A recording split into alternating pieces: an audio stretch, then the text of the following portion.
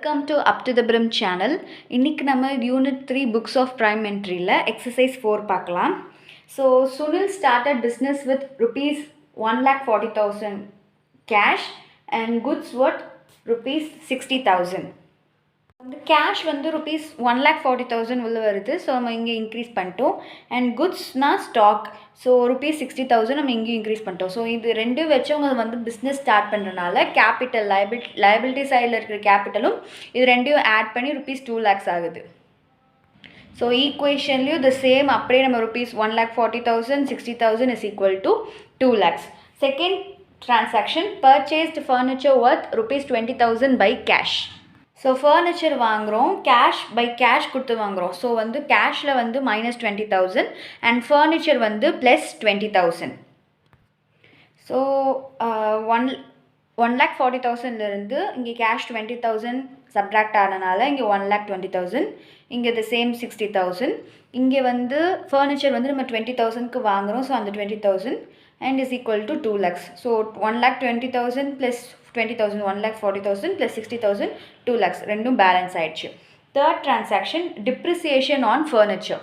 So depreciation on furniture 800 வந்து ஃபர்னிச்சர்லேருந்து நம்ம 1 இயர்க்கு வந்து சர்டன் பர்சன்டேஜ் போடுவோம் டிப்ரிசியேஷனுக்கு ஒவ்வொரு ஸ்டாக் ஒவ்வொரு அசட்லேயுமே. ஸோ இந்த இயர் ஆர் இந்த மந்த் சம்திங் ஒரு சர்டன் பர்சன்டேஜ் போட்டு ஃபர்னிச்சரில் நம்ம 800 rupees டிப்ரிஷியேட் பண்ணுறோம். ஸோ இது வந்து ஒரு டோட்டல் ஒரு பிஸ்னஸில் வந்து டிப்ரிஷியேட் ஆகுது. ஸோ இது ஒரு நம்மளுக்கு ஒரு லாஸ்ன்றனால நம்ம கேபிட்டல்லையும் அது வந்து நம்ம டிப்ரிசியேஷன் வந்து காட்டுறோம் இந்த 800. ஸோ ஈக்குவேஷனில் த சேம் 1,20,000 அப்புறம் இந்த 60,000. இங்கே டிப்ரிஷியேட் ஆன இந்த 800 இந்த 20,000லேருந்து மைனஸ் பண்ணால் 19,200. இங்கே வந்து கேபிட்டல்லையும் வந்து இந்த 800 வந்து இந்த 2 lakhsலேருந்து சப்ட்ராக்ட் ஆகுறதுனால 1,99,200. ஸோ இதெல்லாம் ஆட் பண்ணால் உங்களுக்கு 1,99,200 கிடச்சிரும். Fourth transaction deposited into bank rupees 40,000. So deposit பண்ணுறோம் பேங்க்கில். டெபாசிட்னா கேஷில் இருக்கிற அமௌண்ட்டை பேங்க்குக்கு நம்ம வந்து டெபாசிட் பண்ணுறோம். ஸோ கேஷில் வந்து 40,000 சப்ட்ராக்ட் ஆகுது அண்ட் பேங்க்கில் வந்து 40,000 இன்க்ரீஸ் ஆகுது. ஸோ 1,20,000ல் இருந்து -40,000.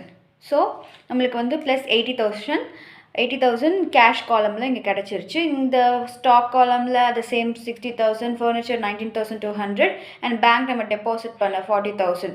அப்புறம் இது எல்லாமே ஆட் பண்ணால் நம்மளுக்கு 1,99,200. இந்த லைபிலிட்டி சைட்லையும் அந்த சேம் பேலன்ஸ் நம்மளுக்கு கிடச்சிருச்சு. Fifth transaction paid electricity charges through net banking.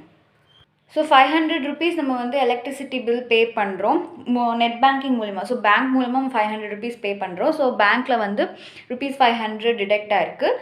இது வந்து ஆஃபீஸ் யூஸ்க்கு நம்ம அந்த மணியை யூஸ் பண்ணிக்கிறதுனால கேபிட்டல் லைபிலிட்டி சைடில் இருக்கிற கேபிட்டல் காலம்லேயும் ₹500 டிடெக்ட் ஆகிருக்கு.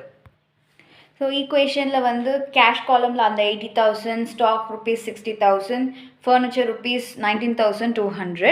பேங்க் காலமில் 40,000லேருந்து நம்ம எலக்ட்ரிசிட்டி சார்ஜஸ் பே பண்ண இந்த 500 டிடெக்ட் பண்ணால் 39,500. இதெல்லாம் ஆட் பண்ணால் 1,98,700 வருது.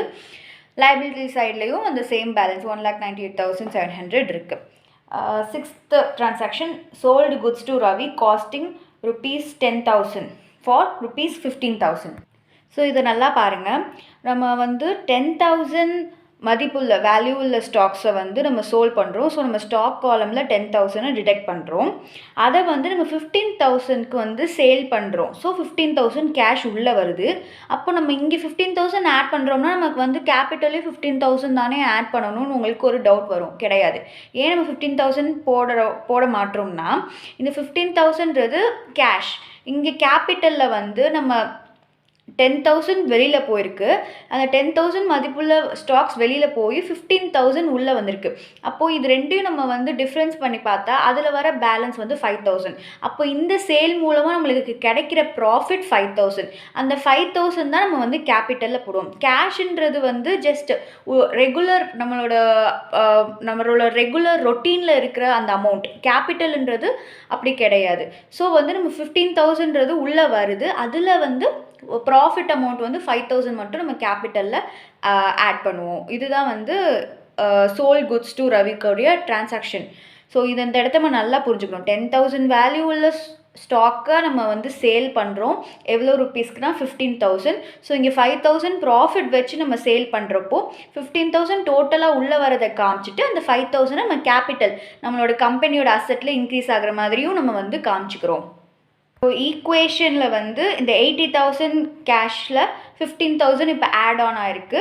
ஸோ 95,000. 60,000 உள்ள ஸ்டாக்கால் 10,000 வேல்யூ உள்ள ஸ்டாக்கை நம்ம வந்து சேல் பண்ணியிருக்கனால அங்கே 10,000 மைனஸ் ஆகி 50,000 இருக்குது. அந்த சேம் ஃபர்னிச்சர் பேங்க் நம்ம அப்படியே நம்ம போட்டிருக்கோம். அண்ட் இங்கே கேபிட்டலில் அந்த ப்ராஃபிட் 5,000 rupees ப்ராஃபிட்டை நம்ம ஆட் பண்ணி 2,03,700. ஸோ இந்த ரெண்டு சைடுமே நீங்கள் ஆட் பண்ணி பார்த்தீங்கன்னா உங்களுக்கு சேம் டோட்டல் 2,03,700 கிடைக்கும். Last transaction goods written by Ravi rupees 7,500 costing 5,000. Goods written by Ravi. நம்ம இதுக்கு முன்னாடி உள்ள டிரான்சாக்ஷனில் குட்ஸ் வந்து ரவிக்கு தான் நம்ம சேல் பண்ணியிருந்தோம் 10,000க்கு. இப்போ வந்து அவர் 5,000 வேல்யூ உள்ள ஸ்டாக்கு, அதை 5,000 வேல்யூ உள்ள ஸ்டாக்கை ரிட்டர்ன் பண்ணுறாரு. பட் அதோட காஸ்ட் வந்து பார்த்திங்கன்னா 7,500. ஸோ நமக்கு உள்ளே வர ஸ்டாக்கோட கரெக்டான வேல்யூ வந்து 5,000. ஸோ ஸ்டாக் உள்ளே வரனால நம்ம இந்த 5,000 ஸ்டாக் காலமில் ஆட் பண்ணுறோம். ஸோ அவர் நம்மளுக்கு ரிட்டர்ன் பண்ணி அவர் கொடுத்த அமௌண்ட், அவர் வந்து நம்மளுக்கு 15,000 கொடுத்து தான் அந்த 10,000 வேல்யூ உள்ள ஸ்டாக்கை போன டிரான்சாக்ஷனில் வாங்கினார். ஸோ அந்த 10,000 வேல்யூ உள்ள ஸ்டாக்கில், இந்த 10,000 வேல்யூ உள்ள ஸ்டாக்கில் 5,000 வேல்யூ உள்ள ஸ்டாக் திரும்பி உள்ள ரிட்டர்ன் ஆகுது. ஸோ இந்த value of stock 5,000 add on பண்ணுறோம். இங்கே 10,000 வேல்யூ உள்ள ஸ்டாக்கை நம்ம இங்கே 15,000க்கு ஸோ சேல் பண்ண மாதிரி இங்கே 5,000க்கு ரிட்டர்ன் ஆகிற ஸ்டாக்ஸை நம்ம 7,500 கொடுத்து நம்ம அவர் ரிட்டர்ன் பண்ணுற நம்ம அவர் ரிட்டர்ன் பண்ணுறப்போ அந்த 7,500 கொடுத்துட்றோம். அப்போது இங்கே வந்து ஏன் 2,500 வருதுன்னு கேட்டிங்கன்னா நம்மளுக்கு வந்து கேஷ் வெளியில் போகுது. ஸோ இது வந்து லாஸ். அதாவது நம்ம ஏற்கனவே சேல் பண்ண குட்ஸை நம்ம வந்து ரிட்டர்ன் பண்ணுறாங்க. அப்போ அது நம்மளுக்கு ஒரு லாஸ் தானே. என்ன தான் குட்ஸ் இன்க்ரீஸ் ஆனாலுமே அது நம்மளுக்கு ஒரு லாஸ். ஸோ இங்கே வந்து இந்த ரெண்டு அமௌண்ட்டோட டிஃப்ரென்ஸ் வந்து 2,500. அதை வந்து நம்ம லாஸோ மைனஸ் பண்ணி இங்கே கேபிட்டல் காலமில் நம்ம போட்டிருக்கோம். ஸோ நம்ம நல்லா புரிஞ்சுக்கணும். இங்கே வந்து 15,000 தானே மேம் இருக்குது, அப்போ இங்கேயும் 5,000 அந்த இதை ரெண்டையும் குழப்பிக்க கூடாது. 10,000 வேல்யூவில் ஸ்டாக்ஸை நம்ம 15,000க்கு சேல் பண்ணி அங்கே வர 5,000 ப்ராஃபிட்டை இங்கே நம்ம அப்படியே இங்கே ஆட் ஆன் பண்ணோம். கரெக்டாக அதே மாதிரி இதில் பாதி உள்ள ஸ்டாக் வேல்யூ 5,000 நம்மளுக்கு ரிட்டர்ன் ஆகுது. அப்போ அதோட இது வந்து 7,500.